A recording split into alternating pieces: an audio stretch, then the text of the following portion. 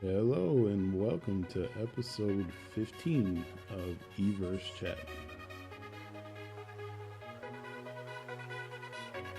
This episode is brought to you by the bags under my sleepy eyes.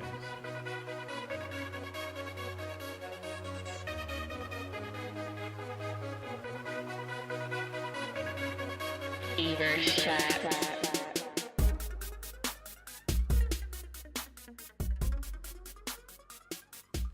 Hey everybody, good evening from downtown Dallas. I don't even know where I am. I'm somewhere in Texas right now. So we're going to continue our Greek tragedy series. This is episode 15 and part 2 of the Greek tragedy series. So today we are going to be talking about villains, bullies, bosses, and bad guys, and how to tell the difference between those and heroes and anti-heroes when it comes to your business. So why are we putting these things in the context of Greek tragedy? Why villains and bosses and all of this? Are all bosses bad? No. Are some bosses bad? Most definitely. Are are all bosses necessarily bullies or villains? No. But we're looking at the implications of taking on those certain personas. So we're not touching so much upon other people and these external forces that conspire against you to to create a bad situation for your business. Rather, the personas that we as business owners tend to take on that can result in some sort of sabotage, self sabotage, and unintentional things that you can do to your business to harm it. And again, in keeping with this Greek tragedy series, that's just, sometimes the hero of a story ends up being the villain unexpectedly through these tragic flaws. So this is a up close examination of a tragic flaw scenario in which you become the antagonist of your own story. So we'll dive into that. I have gotten messages. People are starting to actually message on comments and everything. So part one, I didn't do story time, so I will do story time this time. I'm sorry.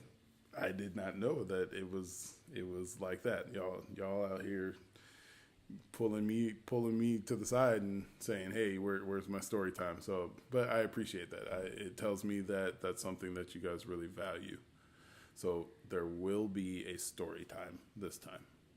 So before we, that was kind of our introduction. So we can get into it with the first topic of bosses and villains and bullies. Sometimes when you own your own business, there is a temptation to view yourself as greater than. And for all intents and purposes, you are. You are the owner of a company. You are the CEO. I think Chipotle has really weird stuff. You're the, I don't know what they have, something weird for their CEO and all their officers, but whatever that is, people really tend to take that to heart, and it's a natural human thing. Different cultures and even different subcultures really place a premium on positions of power, whether that's a position of legitimate power, so in being in charge by ordinal position, so I am the top, or if that's having some sort of expert or deferential power where you're somewhere in there, but you are the authority on something. And we can tend to see this as a resource, and we will start for anybody that has a dog, resource guarding. We will start to guard our resources in different ways. And so as a business owner, that temptation and the availability to do that is very great. We can say, I find myself thinking this sometimes, and very early on even saying it. I'm the owner of my company. You can't tell me what to do. I insert some cheesy line about how you own the company, like nobody knows. But if you take a step back, you realize that you own your company, and that's great. But beyond that, you ain't anybody. You are a business owner, and that's it. But what happens is that some people will view that and extrapolate that since I am a business owner, I am also a person in charge of other people sometimes, and people in charge of other people are greater than those people in this context, and then they start mutating that type of line of thinking. So people who own a business are greater, so they chop off the context. I am a business owner. I am greater. I'm greater than this person. I'm greater than that person, and then you lose perspective, and that is that slow, kind of slippery slope into being the villain in your own story. So what happens is you start to self-sabotage because all of a sudden your business priorities and your personal priorities, so you start here. Your personal priorities will start to overshadow your business priorities to the point where your business priorities always take a back seat. I'm wiggling my fingers here as a stupid analogy, but sometimes you can't always see that. But you can always see this. But the personal priorities should take a backseat to the business priorities. So it's just that overshadowing of business priorities by personal priorities that cause us to be a villain in our own story, that cause us to do things that are counter to our business's true needs. Because we can't always tell the difference in the thrall of that kind of thinking between what is good and what is bad, because it turns into this weird instant gratification sort of thing where I want, and before you know it, you've wanted all these things and you've taken so much from your business, but you don't put anything back, and so the business starves. Referencing last week's stranglehold. That's how you become this villain, by thinking that I am the boss and I am greater, and bullying people into heeding that ordinal power that you have, instead of acting out of it for the good of the company. So, interesting thought that just came up. So if we're saying that being the villain of your story is always bad, let's take that line of logic. Being the villain of your story is always bad. So, Kellen, is this about feelings? Is this about, well, some people are more sensitive than others, so I can't be seen as the bad guy? Is that what you're saying? Because I don't always have time for that crap. I don't have time for people's crap on a daily basis and their feelings and everything. And now you're sitting here telling me that I have to be the good guy. I have to be the hero every single time I'm acting on behalf of my company. Is that what you're saying?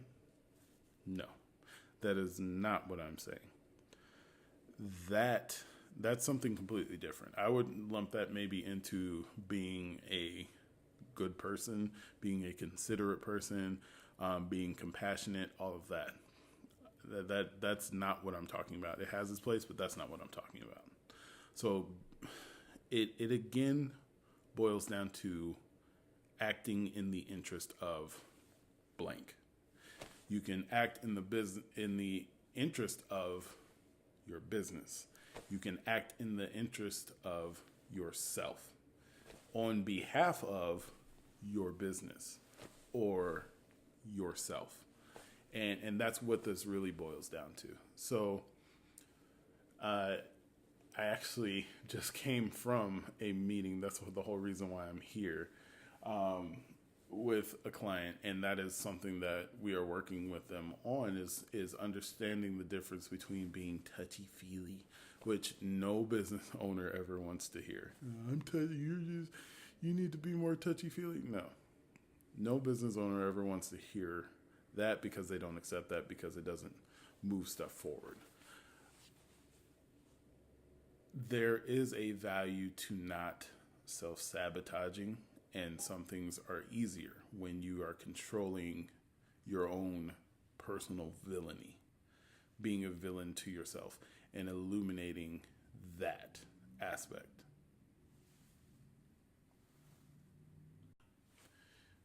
And telling the difference between when you're talking about being touchy-feely and when you're talking about just controlling how you, what entities' interest you act in, it does get really hard for some people to tell the difference.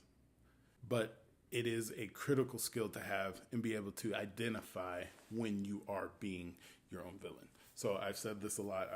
I'm getting repetitive for a reason, because they are very, very similar. There are people with years of experience out there that can't tell the difference. They do not know the difference. And not knowing the difference can make all the difference in your business growth. So let's do a couple scenarios so we can start to see how these things are so nuanced and chain and slightly different. So scenario 1, I titled this one The Entitled Tyrant. And you can tell if you're starting to be a villain if you can easily substitute the things that you say for like an 8th grader. I shouldn't have to. I don't like coming in and seeing X. I don't blah. It's really about I. Putting I first and being aggressive about what I want to see, what I need to see, what I crave. And the line of thinking is that you should know who I am, entitlement, and then acting on that thing, the tyrant part, having the power to act on it. Yes, it is entirely possible to just act entitled. But for that scenario, we are talking about the entitled tyrant, the one that takes advantage of their legitimate power and supplants the interest of the business for their own interests and disguises that as the interest of the business and pushes hard coercively to get that thing. Entitled tyrant. Number 2, the Dr. Jekyll and Mr. Hyde. So this one is harder to spot because you have essentially two sides of the same person, depending on the context in which they're either interacting with someone in their business, whether that is a client, whether it's a customer, whatever. Where on one end they're doing something or saying, most likely it's taking in information. Where they are Dr. Jekyll, they're calm, they're collected, and they're listening. And then you get this Mr. Hyde, where it comes to the output, and it's like all of this information only came this far and stopped, and you see a completely different person, carrying out a typically warped version of whatever input came in. And as a result, what happens is those relationships that are hinged on that input. So whose output they're receiving, they start to suffer. And if it is, say it's a vendor, that's probably the most common one. Say you're ordering cups, and hey, Dr. Jekyll, we have a shortage of cups, and we're going to get your order this time, but just know you probably need to order some more and blah, blah, blah, whatever. This is probably going to be a terrible analogy. But information has came in, and they take in that information and, they typically respond, hey, okay, I understand, I get it. Now, when it comes for them to act, they encounter a conflict where it's like, I heard what they said, that I'm not going to get whatever. But I don't like that because I want to get something done. I need to get something done. I need to keep things moving. Now, that's pretty legitimate for a business owner to want to keep things moving. However, here's where the I starts supplanting the business need. Business needs would dictate that you go look somewhere else and try and fill that need. Now, you want to preserve that relationship with your original cup vendor because you probably have good pricing or whatever. But in the Dr.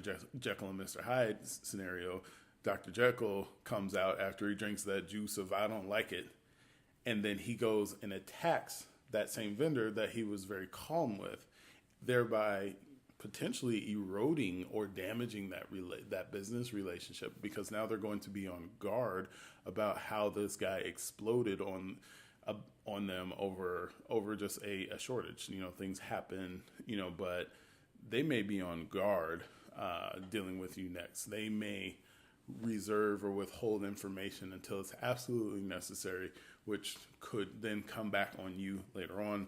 And, you get the call instead of a week before, a day before.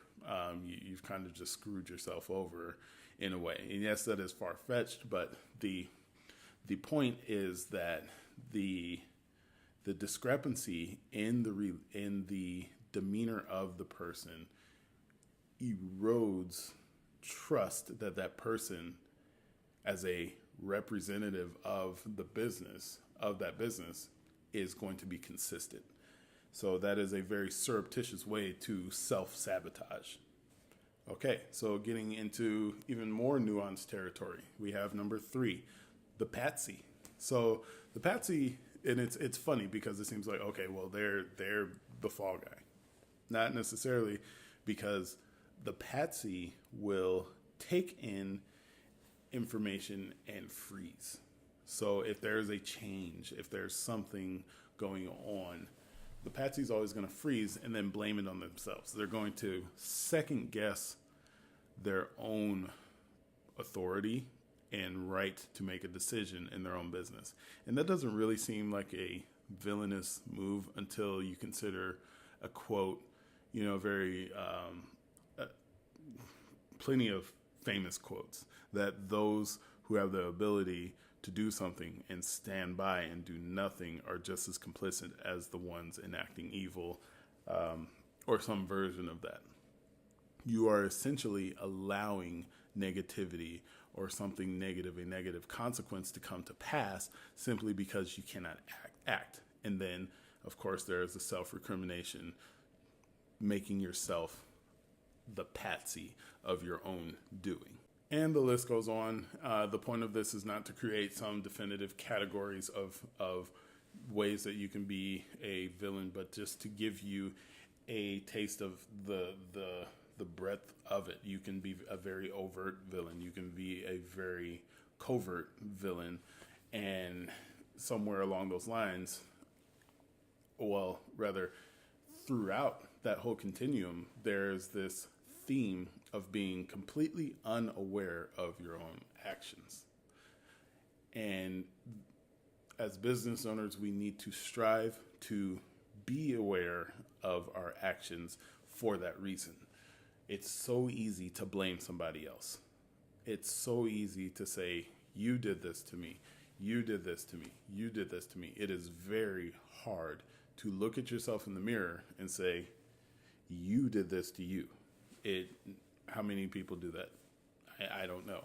I don't know how many of you business owners are out there taking that hard look in the mirror and saying, you kind of did this to yourself. So what happens when we fall somewhere in between? Is it only, you are a hero for your business or you are a villain for your business. Nope. And you have this middle ground of being an anti-hero. And I would venture to say that being an anti-hero certainly is not bad. And I think that that is what most people think they are being when they're actually being a villain. Why? Because an anti-hero does unpopular things, and their motives are very, very unclear. They could be nebulous or whatever, but the outcome, all you Kant people out there, just chill out for a second. The outcome tends to justify the route taken.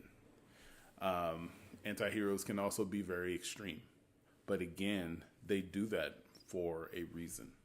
And sometimes that reason is so complex that they cannot bring that to a conscious part of their mind where they can articulate it, but they know they need to act that way.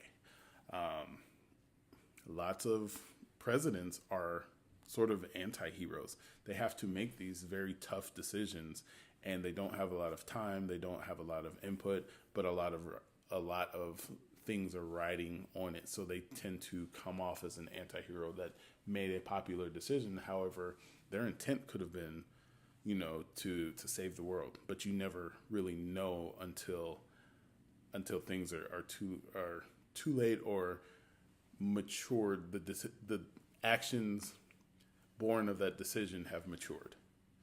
So yes, we can find ourselves as the anti-hero to the story, but I don't think that is something, unless you are very, very self-aware, that you should try to pursue. I mean, some people just like the bad boy, bad girl kind of vibe, and if it works for you, then it works for you. There's, this is not about judging how, who is right, who is wrong, and why they are right or wrong, but rather, what are you moving forward? What progress are you making? What are you building? So yes, we can be an anti-hero. We can be a hero.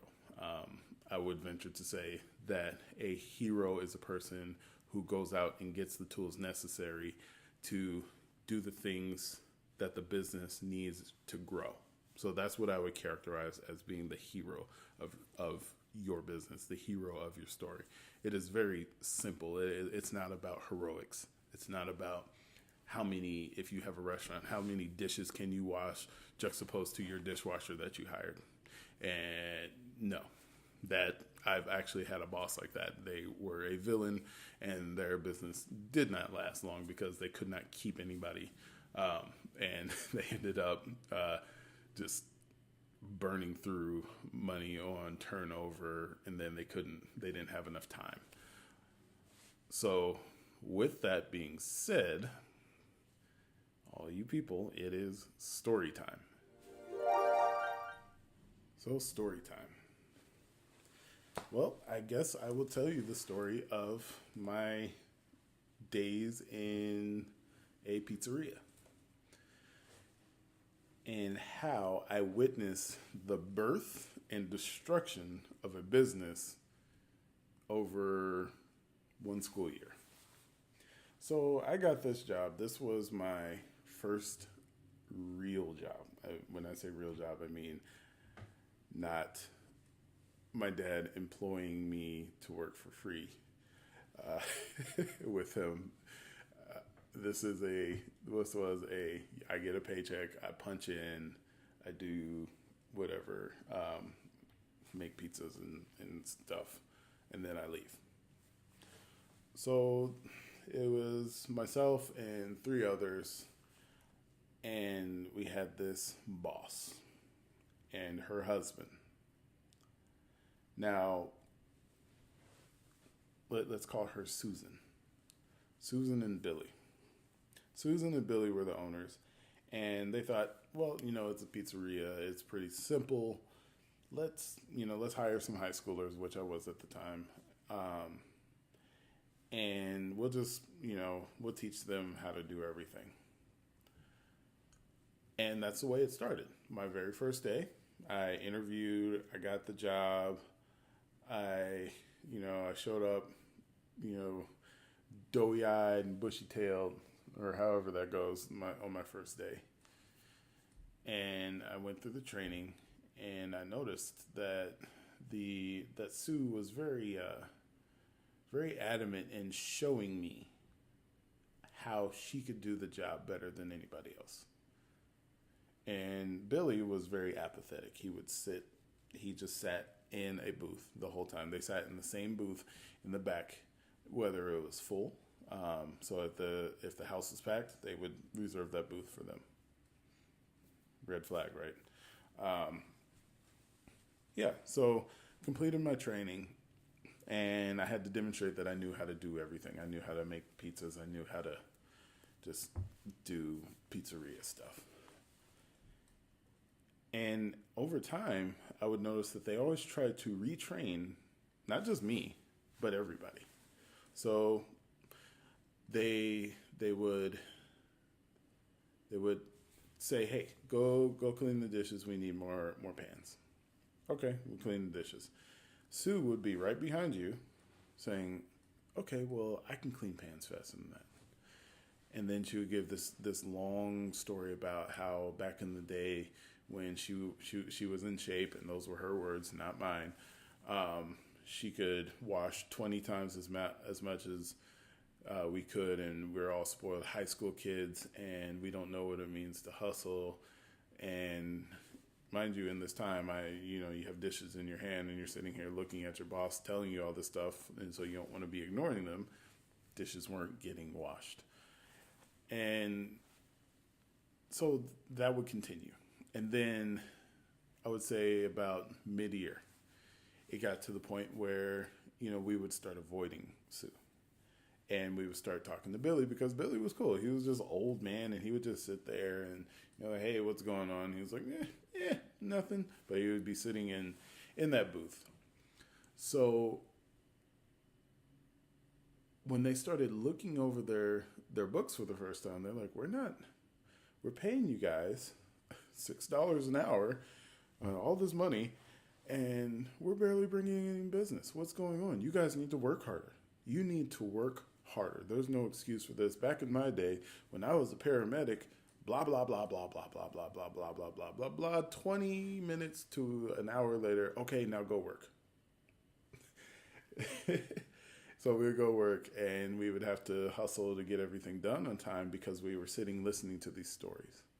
And so the pattern continued to the point where they would snatch things, Sue would snatch things out of your hand, like you would be near an oven, because you're not moving fast enough, because you're not doing it right, because back in her day, in 1983, she once saw a person get hit by a car. I don't know. Like, I heard the craziest stories.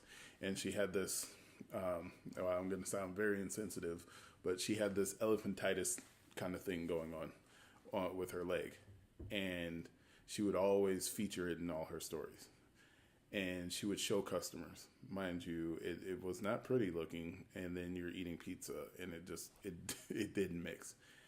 So people stopped coming, because she would be so quick to show them her leg and tell them her story, and on and on and on and on and on and on about me, I, this, to the point where they shut down. They got bought out by these like frat bros. They didn't know what to do, and the business just imploded. That was right before I went to college, so I just naturally left at just the right time, and these frat bro guys were just like, they were ridiculous.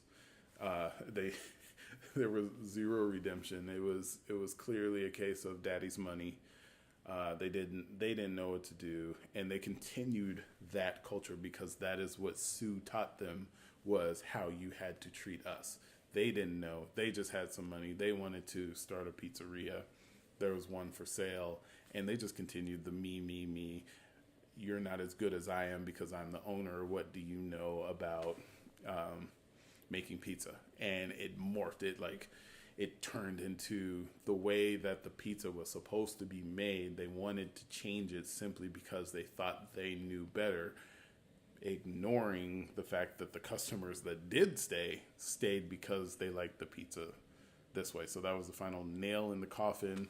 I remember coming back from college the first break, and I think it turned into like a Little Caesars or something. And the Little Caesars is here to this day. So that's my story time. That is the story of how the extreme focus on yourself, though it seems very gratifying and glorifying, can ultimately lead to the destruction of your business. Okay, so the last little bit is it's just acknowledging a more holistic view of villains in the context of your business. So there are external villains. Sometimes you will have people that are consistently and constantly working against both you and your business interest. And that's an unfortunate part of business, but it is a part of business nonetheless. It is just a part that we have to accept exists, because ultimately there is very little we can do about those people. And as business owners, the onus is on us to decide at what point are those external detractors too risky for your business, and in that way you avoid becoming the patsy. Oh, they're a good client, maybe I'll just keep them. Oh, what happened? Everything sucks. Dang, I should have done something. Is having that decisiveness to say, all right, you need to stop or we will stop.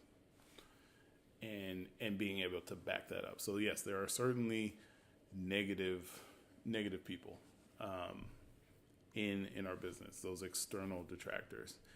And as the hero, there's not much you can do to control their behavior unless you're a super cool organizational psychologist. But I'm sorry, that was very Sue-like of me. But you just have to move on from them and create strategies that you can move on without being significantly impacted, and knowing when to cut people off and just say, nope, we're not going there. That's not part of our business model. We make more money when we don't have to deal with you. And being able to back that up, a very good strategy is to play that song by Big Sean. I'm totally kidding. Don't do that. But that's the mentality you have to have sometimes. And in the long term, it will serve you. Okay, so that's about it for this part 2 of the GT series. I'm tired. I've been up since I don't know when. I caught a flight out here to Dallas. If you live in Dallas, I do not know how in the world you guys navigate, so it's more power to you. Back in Denver, we have like 3 or 4 highways. Y'all have like 3 or 4 highways per street. It makes no sense, but more power to you. I'll be in Houston for a while, and just getting stuff built up. I think I'll still be in Texas for the next episode. We'll see. Maybe I can get some cool interviews with people. So if you are viewing this video shortly after its release, give me, send me a comment. I can meet up with you somewhere around Houston, and we can get an episode in. Other than that, stick around next week for the stunning conclusion to the GT series, entitled Annihilation. So I'll let you think what that one's about. Just a hint, it's not what it seems to be. So until next time, I will talk to you guys later.